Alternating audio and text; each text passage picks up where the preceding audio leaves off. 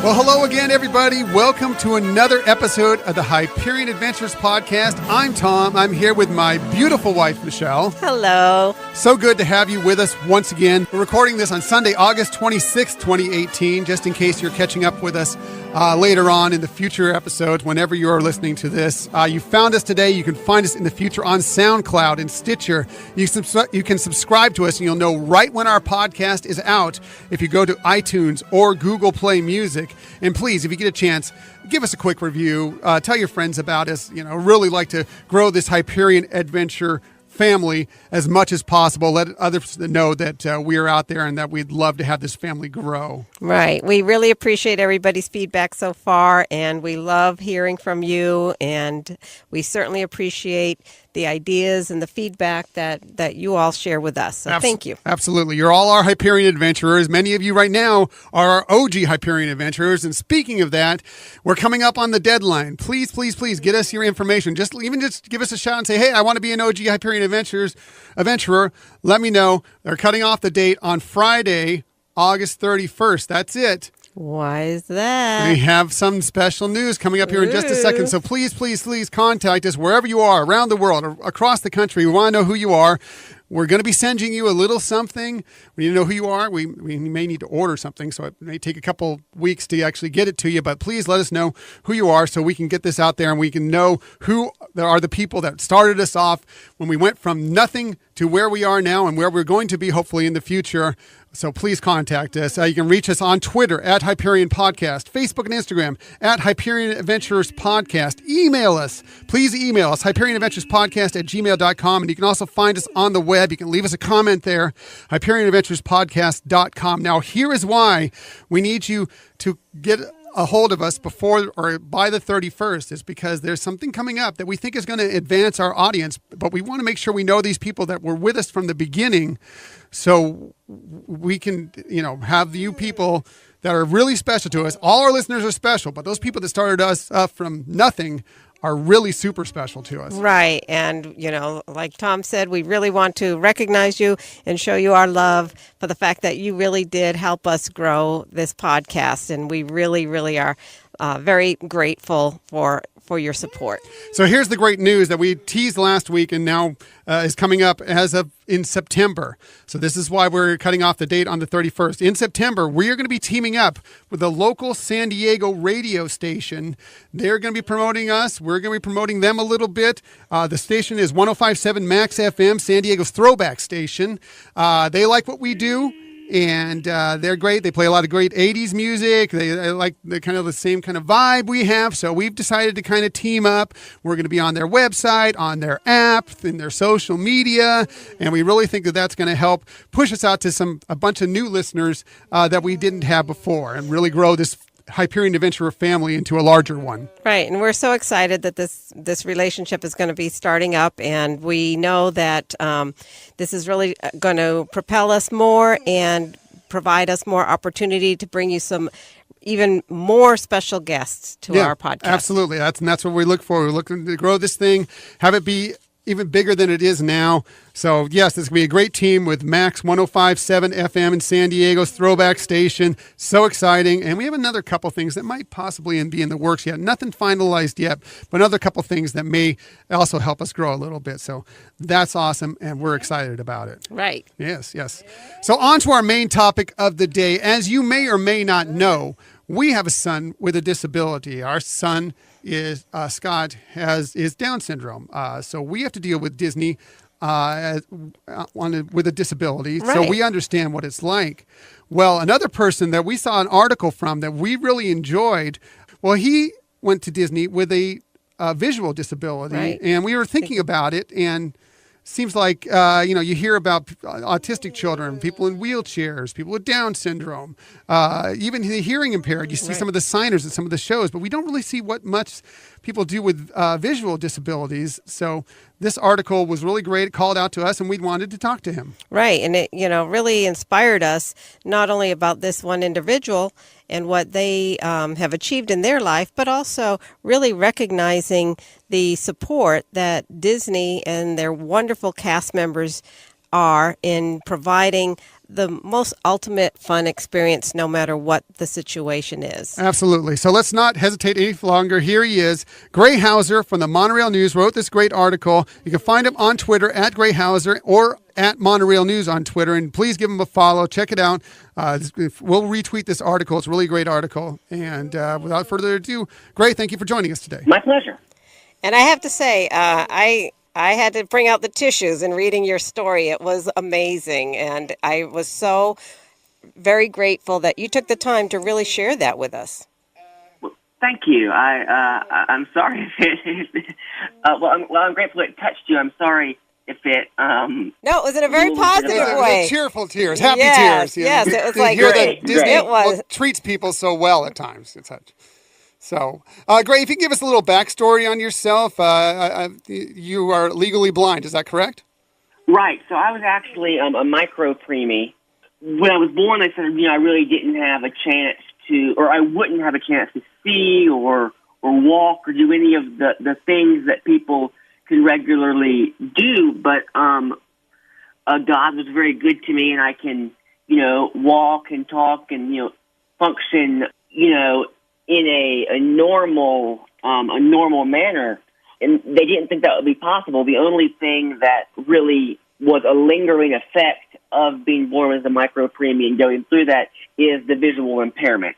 I'm legally blind, but as I think you can tell from the article, I can see, but just not very well. Yeah, so about how much can you see? Is it really tough to take in the parks? How do you go about going to the parks? Right, so Disney's, of course, very great about offering accommodations. They have, the DAS, and, for example, if I'm going to see a show, like I went to go see the Finding Nemo musical at the Animal Kingdom. Nice. And great show. They're great about putting you literally like as close as they can get you to the stage. And that's very helpful because, like, in a day-to-day life, if I'm sitting in a class and if I'm, back at any distance, I can't see the chalkboard, see what someone's writing on a whiteboard, even if I'm in the front row, just to give you an idea. I can't see road signs and things like that. Right. So when you first go into the parks, and just in case we have other listeners that have, that they either have the same situation or would like to inquire for a family member, what's the first step when you actually go into the park to start getting, some assistance or letting them know that, you could really, benefit from some other things that they could provide for you? Right. So typically I always go to Magic Kingdom first. That's my first park I like to visit. But any guest relations location at the front of any park can help you with this. You just go to town hall or the guest relations office and inquire with a cast member, explain to them what your disability is, and they will set you up with the DAS, the Disability Assistant System, right? I believe that's correct. Yes. And that, it used to be a red card, and you could just show that red card to any cast member. Right. But now it's hooked into the Magic Band. So once you have that, if you have some form of anxiety or Down syndrome or something like that, something that makes it difficult for you to wait in a queue, you can inquire at the front of the attraction, and they will give you a return time, much like the old Fast Pass system. Right. That's exactly what we use with our son. Yes, that's I think a great service. Sure. But in regards to vision, if you need to be placed, closer at a show, you just inform the attendant at the entrance to the attraction, and they'll get an usher to escort you to like a visual impairment or hearing impairment section of the theater. Nice. So obviously that's a great help to you, being able to be put closer to these shows where you can possibly take them in a little bit better. But there are some other services they provide to you as well. I mean, I know you mentioned something in the article about you being led around the Haunted Mansion with a flashlight to help you see. Are there other things that they do as well? Yes, I wasn't even aware that they actually would offer that. But if you speak with the attendant out front, they brought out their manager, Grant, and he was able to let me go through with a flashlight. And to make sure the experience isn't ruined for other guests, they hold cars in front of you and behind you. So being in with a flashlight, won't affect other guests' enjoyment of the attraction and the sets and the atmosphere that's created.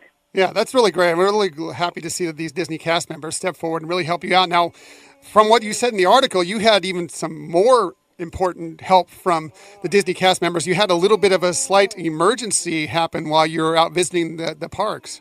Yes, I just had blurred vision. I would call it like enhanced blurred vision, but my vision was just blurry. And I actually had a vitreous hemorrhage, so blood fills the inside of the eye, and the blood actually blocked my vision in my left eye. So it was like as if you were completely blind in one eye. How scary. And that happened to me while I was eating at Tiffin. Oh, my goodness. No. Great food. Yeah. Horrifying experience. Yeah, I can imagine. That's not supposed to come along with the meal. No. I have to go back again and experience it without the horrifying Absolutely. visual loss. But when I got back to the hotel the next morning, I had to rebook because we had the Rivers of Light package, and we had to leave the park before we were able to utilize that because of the issue. And they were very helpful in getting us rebooked for a night later in our trip. And they offered. I was speaking with my eye doctor at home about next steps. They offered to take me to a specialist to get me the help that I needed. And I thought that was went above and beyond. Right. Yeah, that's really great to hear. We love it when you hear stories of cast members really taking initiative and really helping out people visit, especially in times where, it's your vacation, but things happen. Everybody runs into some issues there and there, and it's good to know that they will take steps forward to really help people out. And that it sounds like you still had a good vacation despite that. Yes. And so have you been enjoying the other parks as well? Yes, actually, because I'm not a quitter, I could was tell. determined to finish my vacation. So I went around the parks with really further impaired vision. Wow. For the rest of the week. Oh, my goodness. How early in your trip did this happen? This happened, I want to say, on Tuesday, and we didn't leave until Saturday. Oh, Wow. So that was a good. Were you there for about a week? So that was for about a week. Good 2/3 of your trip where you couldn't see out of one eye, correct? Yes. Wow.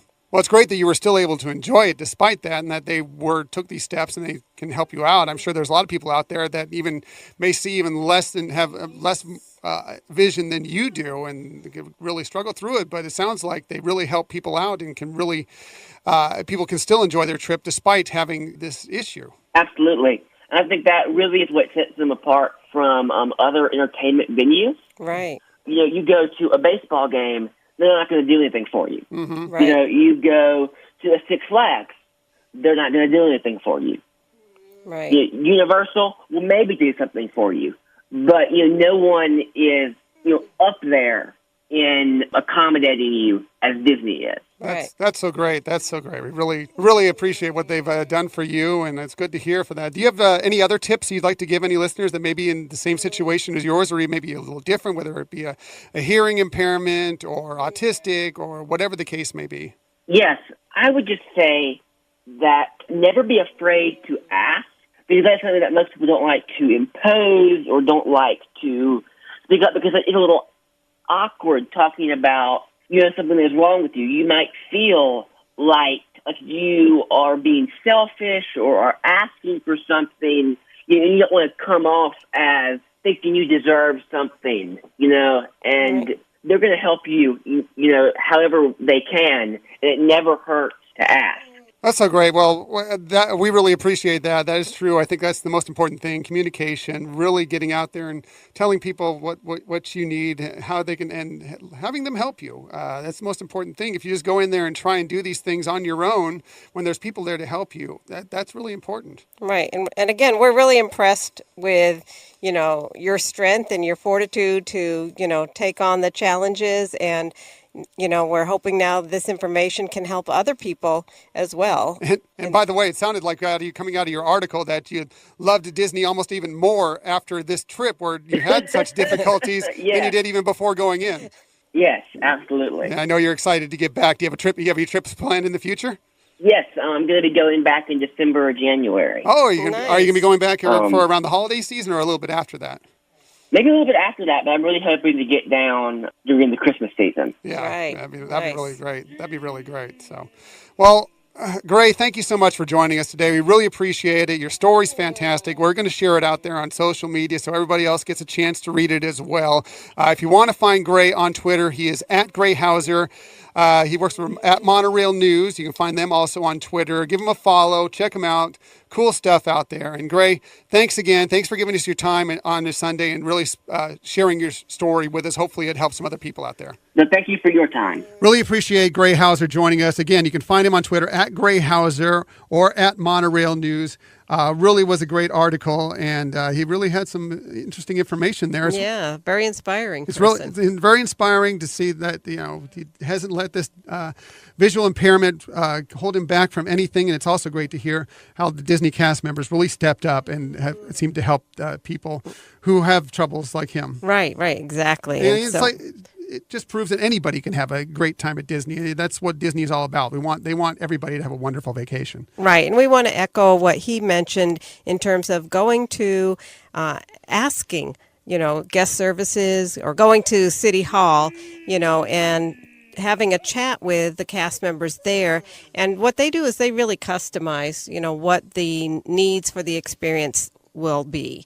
And so they're really warm and welcoming, and they listen to what your issues are, and they hook you up. Right, absolutely they do. It's really great to hear, and like I said, it was great to hear that they stepped up, especially when he seemed to have an emergency, when that he lost sight in one of his eyes. He was already legally blind, but then he lost complete sight vision in one of his eyes. That's crazy. But anyway, if you have questions for Gray, like I said before, you can find him on Twitter at Gray Hauser. He may be able to help you out. If you have some questions, if it was somebody with a visual impairment, taking them to the parks, you can also always email us, of course, at HyperionAdventuresPodcast@gmail.com, and we can help you out as much as possible or try and point you in the right direction. Right. So that isn't our only topic of the week. We sold it before. A couple weeks ago, we had an interview on. We've talked about it for weeks. This morning, we just got back. If we sound a little out of sorts, a little worn out, because it was an early morning out of the CHOC Walk, out of the Disneyland Resort, out at the park. And Michelle, you were out there, and it was a great time, wasn't it? It was fantastic. And I just, was so impressed with how many people were there. It was insane amount of people. So that was great seeing so many families, so many corporate sponsors, really rising to this wonderful event. And Disney was truly an awesome host as well for this event. In addition to the many many characters that they had there, the cast members were really warm and cheering everyone on, and helping taking pictures for groups and individuals. So we've been on some Run Disney events. We've seen what they do in the parks, and they did not hold back on this event as well. So it was really, really a lot of fun. Obviously, saw a lot of many Pixar characters there during Pixar Fest. Still Pixar Fest for another week. So like Sully and Mike, Woody and Buzz, and then some of my favorites like Princess Ada. I also got to have a picture with the Green Men, and considering I was sporting green, we were the green team. The green team, yes. So by the way, I tweeted out some pictures. If you want to go check them out, you can find us on our Twitter or on our Instagram and on our Facebook. I tweeted out some pictures of Michelle looking darling out there with so many characters. She got some great shots. She was awesome. It was awesome pictures. Thank you. And, similarly in Disneyland Park, they had, a lot of the classics there, of characters like like Pinocchio with Geppetto and Alice in Wonderland with the Mad Hatter. They were on the teacups, right? They were. That They was were. perfect They were place for them. darling. They were darling. They were chatting as I was Tinkerbell there, I guess. But yeah, they were great. And it was always touching. Like one of the things that I saw was on the carousels that they had the princesses riding the carousels and playing "When You Wish Upon a Star." Oh. So very, very touching. Always brings a tear. That's right. That's right. So can't say enough about the experience. And I want to congratulate all the participants who were on that 5K walk today. And, really want to urge people, if you didn't get to do it this year, to really, consider it for next year's event. Absolutely. And by the way, there's still fundraising. Even though the walk was done today, they still have a month more to raise their funds. So if you still want to sponsor somebody like Michelle, but anybody out there, you still can donate to the Children's Hospital of Orange County. You can go to CHOCWalk.org and it'll point you in the right direction on how you can donate. But yes, great time. Really fun, and yeah, try and think about doing it next year because it really is a great event. So many great groups together, families, they all get dressed up together, their T-shirts, all as a team. Right. We're probably going to do an Hyperion Adventurer team next year, get a group of ourselves together. So if you want to be part of that, please let us know. But it's really fun, really great event. If you're a little afraid of the Run Disney events, maybe you're just not a runner, whatever, this is just a nice little casual walk through the parks in the morning. Really great. There's some great ticket discounts, hotel discounts that come along with it. As we talked about, if you want to go back to our podcast from a few weeks ago where we talked about it all, so many great events around it. Really is fun, and we can't recommend it enough. Right. And, again, being for a really worthy cause, CHOC Walk was spectacular and is always something that, is important to us. And we'll be looking forward to doing it again next right. year. All for a great cause. Yes. Children's Hospital of Orange County. Great, great cause. So that's it for our main topics of the week. On to our other Disney stories of the week. As you know, every week we like to go through the Disney stories that pop up in the news. There are so many Disney stories. We'll get to a few of them here. We're going to start with Disney has announced how they'll be celebrating Mickey Mouse's 90th birthday at the parks coming up here. This is all according to one of our favorite sources for news out there for Disney News. WDW News Today. You can find them on the web at wdwnt.com. We use them source a lot. They always have some great resources out there for what's coming up and kind of puts it all together for you, so it's an easy read. But you can always come with us too because we'll also put it out there, whatever they put out. But we feel is important enough anyway. So here's how the parks will be celebrating Mickey Mouse's 90th birthday coming up.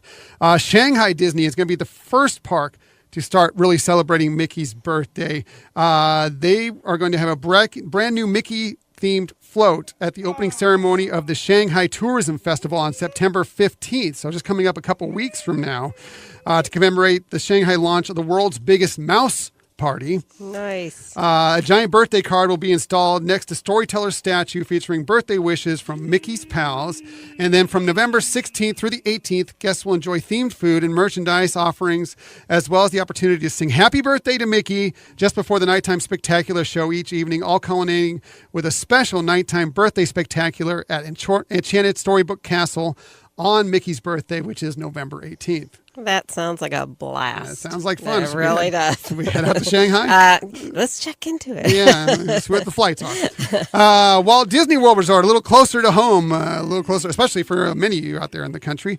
Not as close for us, but close for many of you. Walt Disney World Resort will celebrate Mickey's birthday from November 16th to the 18th with special merchandise and food and beverage items, as well as the chance for guests to celebrate at Magic Kingdom Park during the Move It, Shake It, Dance, and Play It street party. Sing happy birthday along with the Dapper Dans on Main Street. Wow. That'd be fun. That will and join in a special birthday dance party at Rocket Tower Plaza stage in Tomorrowland. Then in 2019, Walt Disney World continues celebrating when the world's biggest mouse party comes to the resort. Nice. So, if you don't need to, obviously the birthday is the big celebration is the November 16th to the 18th, but they're going to continue the fun on throughout the following year. Disneyland Resort. Now we're talking closer to us, where we were just moments ago. They'll host a celebration cavalcade for Mickey Mouse on his birthday, November 18th, featuring some of his special friends and the Disneyland Band. starting at It's a Small World and pausing for a special moment at Sleeping Beauty Castle before continuing down Main Street, USA to Town Square. The party continues again, just like Walt Disney World Resort, when the world's biggest mouse party begins at Disneyland Resort in 2019. So it's good to hear they're doing that out here as well. That's right. Hong Kong Disneyland will begin its world's biggest mouse party activities on Mickey's birthday, November 18th, with commemorative park tickets, special food and beverage merchandise, a hotel room overlay, which is pretty cool. We Love Mickey projection show that will run through February 2019, and Hong Kong Disneyland guests will receive special birthday stickers available only on Mickey's birthday, November 18th. Wow. Yes. Very cool. Tokyo Disney, surprisingly, didn't give many details. They just said join the celebration this fall with special decorations and merchandise. So whatever that is. Well, maybe they're holding off a big surprise. Little secret there, Disneyland Tokyo. Disneyland Paris will celebrate the world's biggest mouse party this fall and into winter with a new holiday season entertainment and special surprises. Again, they're being a little mysterious over there at Disneyland Paris. Even Disney Cruise Line is getting into the fun. They're going to celebrate when they have the world's biggest mouse party on some of their sailings in 2019. Wow. So that's kind of fun as well. So lots of cool stuff going around in the parks and on the seas for Mickey's 90th birthday. And if you can't make any of those, have your own party. Yes. We'll have a party here. We'll celebrate around November. Absolutely. We'll do a special celebration podcast episode for Mickey's 90th birthday Nice. party. Another Mickey's 90th birthday party interesting thing that's happening is there's going to be a pop-up art exhibit in New York City for Mickey's 90th birthday. Doesn't that look cool? It does. It looks really cool. I want to go. I know. It's called Mickey the True Original Exhibition, and it's opening on November 8th in New York City. It's a 16,000 square foot interactive experience which will feature a wide array of artwork from a collection of famous and up-and-coming artists, all inspired by Mickey being a true original. And it's one of the world's most, if not recognizable faces. I'm sorry, I'm reading straight from the article, and I'm just like, well, that didn't make a lot of sense, but okay. The exhibit will touch on his humble beginnings on a boat, from Steamboat Willie to his Technicolor shorts to his impact on today. It's really cool. Let me see. So it's going to be at 60 10th Avenue in New York City. Starts again on November 8th, 2018, and will run until February 10th. So you have a few months to go check this thing out.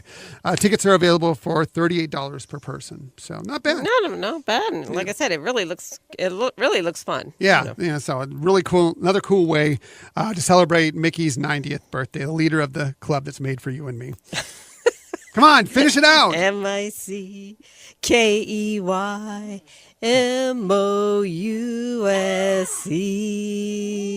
That's beautiful. That is absolutely beautiful. It brings a tear. Yes, it does. It brings a tear for the wrong reason. No, that was great. That was great. I couldn't sing, so I have to have her do it because she sings way better than I do. That won't stop me from singing, but I still sing terribly. Okay, on to some other Disney park stories. Of course, we know the Epcot International Food and Wine Festival kicks off this week. Walt Disney World Resort, and there are some cool bonuses for annual pass holders. So if you have a Walt Disney World Resort annual pass, there are some cool things that you get on top of going to this wonderful event. Again, the Food and Wine Festival runs from Thursday, August 30th to November 12th. Of course, it's great food, cooking lessons, all sorts of exhibitions, wine tasting, food tasting. So much stuff goes on. It's just really great. There's something there for everybody. Yeah, it really is. I mean, anything from just some small cooking demonstrations to celebrity chefs to giant, amazing dining experiences to little simple small plates. It really covers all the bases. It's really cool. If you haven't been, you should try and plan out making it. I think we're going to try and possibly go next year, even though we can't make it this year. They also do a food and wine festival in California, not quite as good, but at Disney California Disney California Adventure Park, they also do a food and wine festival. That's usually in around, I believe it's February, March kind of time like that. So a little bit smaller, but still cool as well. And I recommend you checking that one out too. Anyway, annual pass holder perks that they're going to get this year. Of course, there's the AP magnet that we've gotten in the past. That's always cool. This year, it's Mickey with a chef hat. Nice. So it's the classic Mickey logo you see on a lot of things, including the annual pass holders. Michelle's wearing an annual pass holder shirt as we speak, but he's got a chef hat. It looks cool. Yeah. If you visit the Food and Wine Festival 4 times as an annual pass holder, on your 4th visit, you get a cutting board with the same logo. Wow. It looks like a wood or bamboo cutting board. It looks pretty cool. On select Thursdays, there'll be early access for annual pass holders to Epcot from 8 a.m. to 9 a.m. It'll be the first crack at pass holder exclusive merchandise, and you can purchase mimosas, always plus. Nice. That early in the morning. Right. Mimosa early on. Those dates are the first day, which is this Thursday, August 30th, September 20th, and October 18th. Just be known that although that's open, the attractions will not be open until 9 a.m. So you don't get any free access to any of the attractions. So. Right, but you're already there. You've gone through security. You're ready to go. Right. Plus, you got your shopping all done, so you're your good. And you can just go, mimosa. and you got your mimosa, so you can go right to the attractions. It's great. So, other park news: Walt Disney World's Swan Resort has announced a $3 million renovation project. Again, this is coming from WDW News today. Following the completion of the largest renovation in its history last fall, the Walt Disney World Swan and Dolphin Resort is undergoing its next redesign project, a $3 million transformation of the Swans Resort's lobby and public spaces and coffee bar. So it looks like they're going to jazz it up a little bit. They really put in a lot of money. They did $150 million for a 3-year renovation that they just finished recently, but then now they're going to do up the Swan a little bit more in the lobby area to kind of keep it up to what they did with the rooms and everything else out there. So that's pretty cool. Big news for the Walt Disney Company is that they have offered to pay tuition for up to 80,000 hourly workers in the company. That was impressive. Yeah, really cool news out there. If you work for the Walt Disney Company, they're offering to pay full tuition for hourly workers who want to earn a college degree, finish a high school diploma, or learn a new skill. This could affect as many as 80,000 hourly workers in the United States who could be eligible for this program, which pays upfront tuition for employees taking online classes starting this fall. They plan to initially invest $50 million into what they call the Disney Aspire program, and then it'll be $25 million a year after that. So it's nice that they can take classes that aren't necessarily associated with what their current role is. Right. So it gives a lot more flexibility for, a cast member to make a selection. Yeah, and it's actually a nice step for Disney. I know that they've been, there's been some news out there, no matter what side you fall on it, about some their hourly wages for their workers and such. But this is a great step. One, they've upped the hourly wage, but now they're also providing this extra bonus for people that work out there that want to, take their life a step further, educationally wise. Yeah, it's great. We're very, very pleased to hear that's happening. Yes, very cool. Very cool. A couple movie notes real quickly out there. Frozen 2 has added an additional writer to help spruce up its screenplay. They're already recording a lot of the audio dialogue out there right now. The production is currently underway, but Jennifer Lee, who wrote the script, you may have heard, she's had to take on a little bit more work since she became the head of Walt Disney Animation Studios. So they've brought in Allison Schrader, who you may know, she was Oscar nominated for writing Hidden Figures, which was the story of the women that helped NASA. In the space race.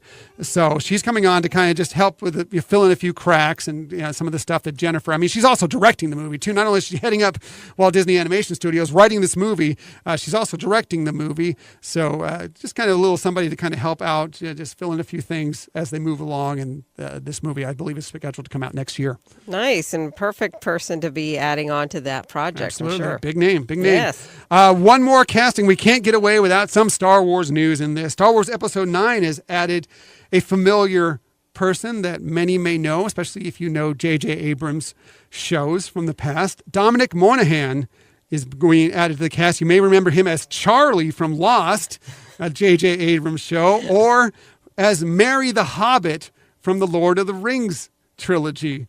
He's being added, and it makes total sense because he knows J.J. Abrams. J.J. Abrams knows him. They've worked well together, and we've seen this already in the past casting announcement that, J.J. doesn't mind bringing in people he's worked with before, and they seem to enjoy working with him. Right, and they are great actors. It's not like doing anything but the best there. Right, absolutely. So we don't know what role he's going to play yet, as we don't know for many of these new characters or our new actors that they've brought on, but it will be exciting to see how this progresses.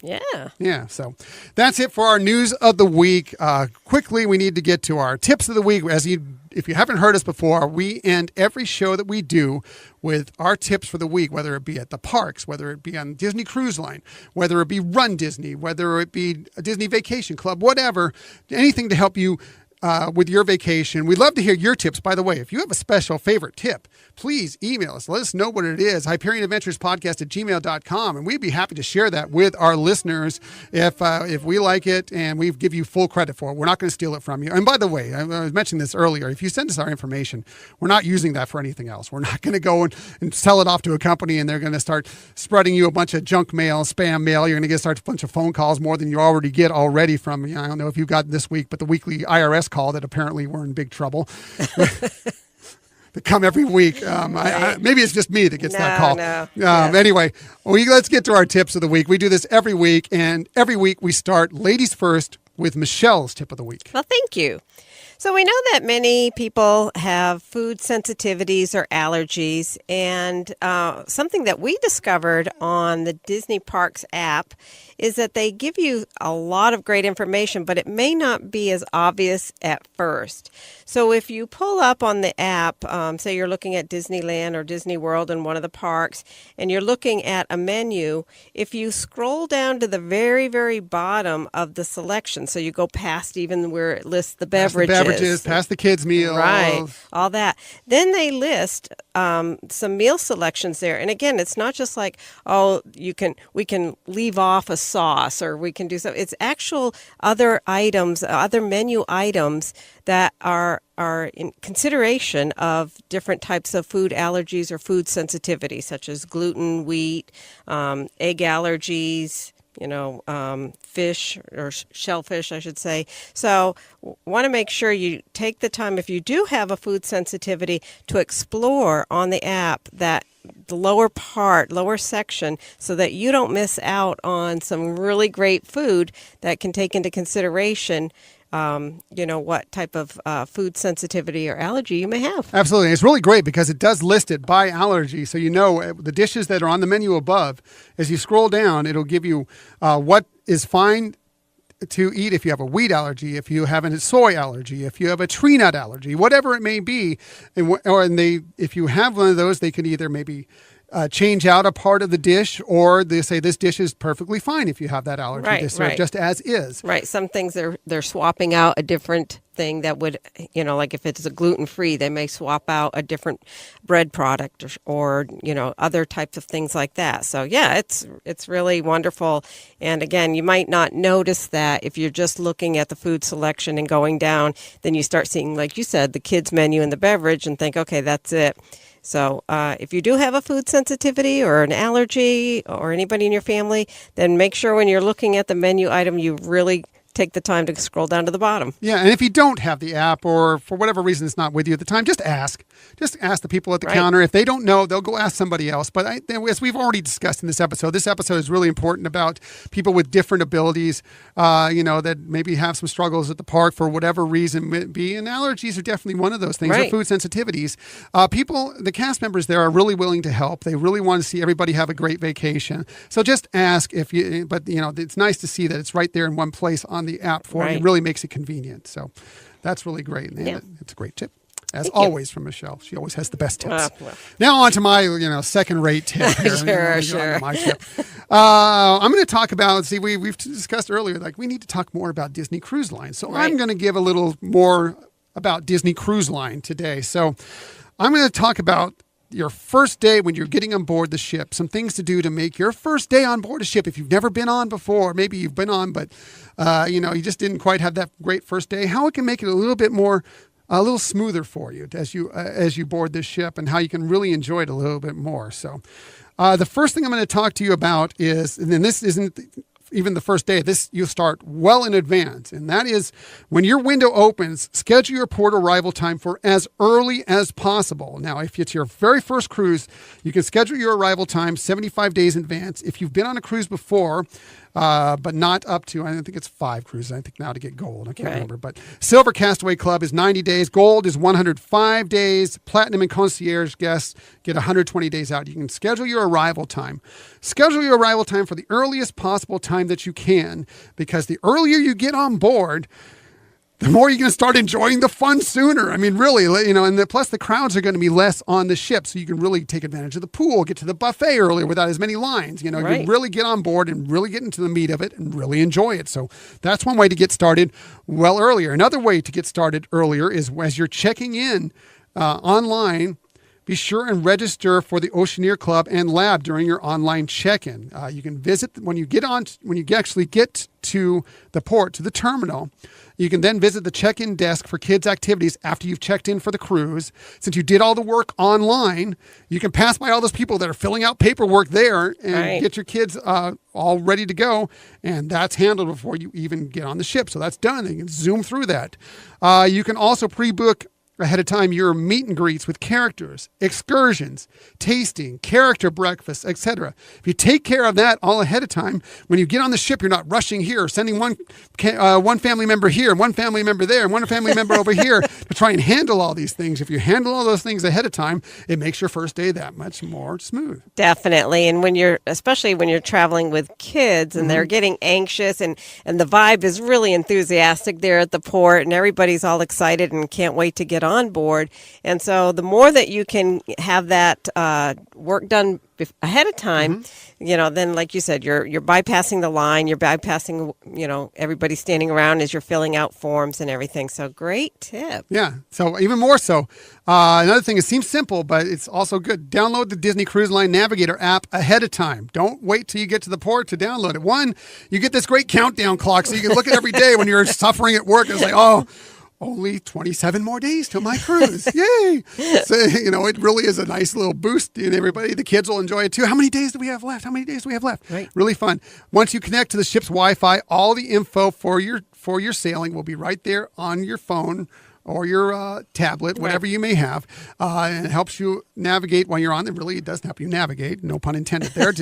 And you also want to make sure you download it ahead of time, because you don't want to do it in the port and use up either data, or worse yet, connect to the ship's expensive Wi-Fi. Now, it's free for the Navigator app. Right. But if you get the internet package, it's not cheap, okay? And you'll use up that data really quickly. So you don't want to have to bother to do that just to get this Navigator app. Take care of it ahead of time and have it ready to go. This is for people who are like me. If you're prone to seasickness, okay? I have seasickness, yet I've cruised. I'm a platinum cruiser. I'm platinum cruisers on multiple cruise lines, okay? It doesn't scare me away from cruising it, but there's one secret to it. One, if you do take a seasickness medicine, start taking it a couple days before you even get on the ship. It lets your system kind of adapt to it. It's kind of like, say an allergy medicine or whatever. A lot of allergy medicines out there, you don't just take them right away and they start really acting on your allergy. You need to take them and they kind of need to be in your system for a couple of days. The same with seasickness medicine. If you don't know, if you are concerned about what medicines you can take, of course, see your doctor. Be sure and see your doctor before you take any medicine. Let them, so you can be sure what you're doing is correct for your body and what your health is. But again, it's so helpful. So many people wait till they get on board, until they wait till they feel it. And then sometimes when you feel it, it's too late. Right. Start taking your medicine if you think you might have problems with it ahead of time. It will help your trip immensely. Here's one more tip as you're getting ready to board. Hey, wear your swimsuit either beneath your clothes or as your clothes when you're getting on board. That way you don't need to, go run to the bathroom, change, because you won't be able to get into your cabin right away. But then you can get right into the pool fast when you get on this. And you believe me, it's going to get crowded in the pool. You want to get in the pool as fast as you can. And more importantly, you can get on the aqueduct as early as you can. That's why part of the boarding early. And believe me, the lines for the aqueduct are going to be crazy many times during your cruise. If you can jump on that very first thing when you get on, you're ready to go, your swimsuit's on, you're on board early, you get on the aqueduct 2, 3, 4 times beforehand. Believe me, check. That's your first day is going to go great. Finally, one last thing when you first get on board the ship. As you walk on the ship, have your phone, have your camera ready, whatever. videotape your first steps onto the ship, especially if it's your very first cruise. It is a magical experience to step aboard a Disney Cruise Line ship, and it's giving me chills right now. I know. I'm like getting choked up. I'm like, I can't say anything now. It's great. You walk on board. Should I give away the spoiler? No. What it is? Okay, I won't spoil it. What it is, but believe me, your first steps on board the ship it is truly magic, and you need to take advantage of that. Videotape it, add it part of your whatever you do for your to keepsake your vacation. But it really is a wonderful experience, and it's part of that stuff that Disney does, and Disney Cruise Line in particular does, to make sure your vacation starts off like perfect. Hey, you're on vacation. It's perfect. That's right. Oh, and then go to the party because, and then again, you're on vacation. So exactly. Enjoy it. So I won't give away that spoiler, but those of you who've been on, you know what I'm talking about. So Right. So that's it for this week. Thanks again for joining us for another episode of the Hyperion Adventures podcast. Thanks also to Gray Hauser from Monorail News. Again, you can find him at Gray Hauser or at Monorail News on Twitter. Really appreciate the input he gave us today and talking about those with a visual impairment. And it really is inspiring to hear his story. So. Right. And we're really grateful that he took the time today, to spend with us so that we can share that as well. And, hopefully help other people out there who may have, any kind of issues going on, that when you go into Disney, you want to have just as much of a magical experience as everybody else around you. Right. And we'll be tweeting out his article if you want to read it for yourself as well. So you can check that out. But you can also find it at his Twitter handle or at Monorail News. So next week, interesting week coming up here. We know this very well. It's coming up on the Disney Parks Moms Panel application process. They're looking for new applicants. That's all starting off, coming up here in a little over a week. And so we're going to talk about what the Disney Parks Mom Panel is, how they help people, and what the application process entails. See if maybe you might be someone who might want to give this a shot. I know some of you out there listening, I know you are giving it a shot, by the way, and we love all you guys. Yes. So best wishes. Yes, best wishes, and we'll be cheering you on, believe me. Big time cheering you on, and we can't wait to see some of you make it through, and for those of you who just even give it a shot, make it go true. Go out there and give it your best because it's fun. It's a fun process for sure. That's right. It's a fun process. So, by the way, next week we're going to be out of town over the weekend. We're going to a wedding.